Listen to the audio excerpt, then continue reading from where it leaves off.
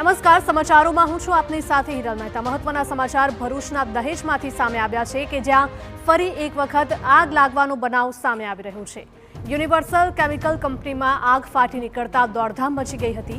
ધુમાડાના ગોટે ગોટા દૂર દૂર સુધી જોવા મળ્યા હતા। કંપનીના ગોડાઉનમાં આગ લાગી હોવાની પ્રાથમિક માહિતી સામે આવી રહી છે। ફાયર ફાઇટરોએ ઘટના સ્થળે પહોંચીને આગ પર કાબુ મેળવવાના પ્રયાસો શરૂ કર્યા હતા। સેફટી એન્ડ હેલ્થ વિભાગ તેમજ પોલીસ કાફલો પણ ઘટના સ્થળે દોડી આવ્યો હતો અને આગ બુઝાવવાના સતત પ્રયત્નો કરવામાં આવી રહ્યા છે।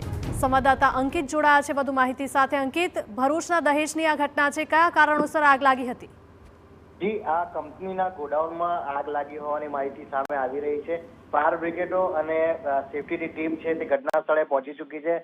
ખાસ કરીને આ ઘટનાની વાત કરવામાં આવે તો તેમાં જે કેમિકલનો જથ્થો છે તેમાં આગ લાગવાના કારણે ધુમાડાના ગોટા ઉડી રહ્યા છે।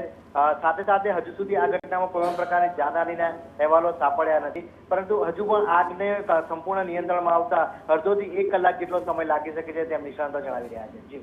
જી બિલકુલ અંકિત, માહિતી બદલ આપનો આભાર। તો આ ઘટના ભરૂચના દહેજમાંથી સામે આવી છે કે જ્યાં ફરી એક વખત આગ લાગવાનો બનાવ સામે આવી રહ્યો છે। જો કે આગ કયા કારણોસર લાગે છે તે કારણ હજુ સામે નથી આવી રહ્યું, પરંતુ અહીંયા જોઈ શકાય છે કે દૂર દૂર સુધી ધુમાડાના ગોટે ગોટા ઉડતા જોવા મળ્યા હતા।